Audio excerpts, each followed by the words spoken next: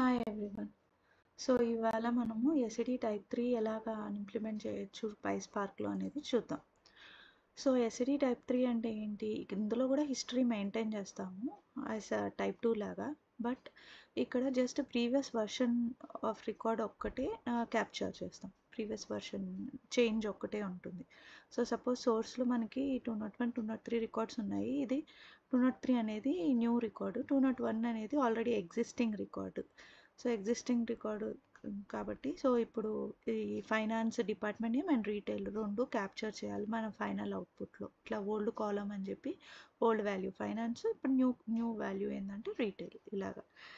So ఇది ఎలా చేస్తామని ఫస్ట్ ఈ రెండు డేటా ఫ్రేమ్స్ అనేది ఈ ఫైల్స్లో ఈ రెండు ఫైల్స్ ఒక డేటా ఫ్రేమ్లో పెడతాము.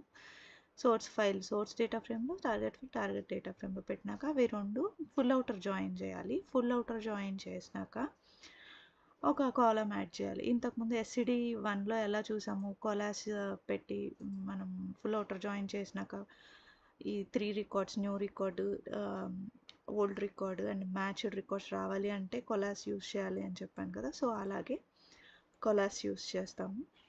సో ఈ 3 రికార్డ్స్ వచ్చేస్తాయి.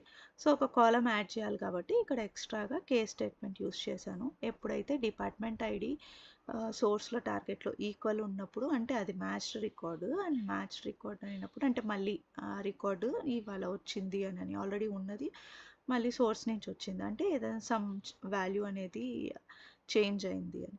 అలాగా ఈక్వల్ ఉన్నప్పుడు టార్గెట్లో ఉన్న వాల్యూ రావాలి అంటే ఓల్డ్ వాల్యూ రావాలి అని. ఓల్డ్ వాల్యూ క్యాప్చర్ చేస్తాం, ఓల్డ్ వాల్యూ రావాలి.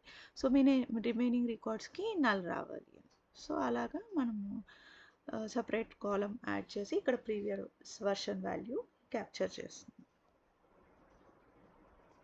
Thank you.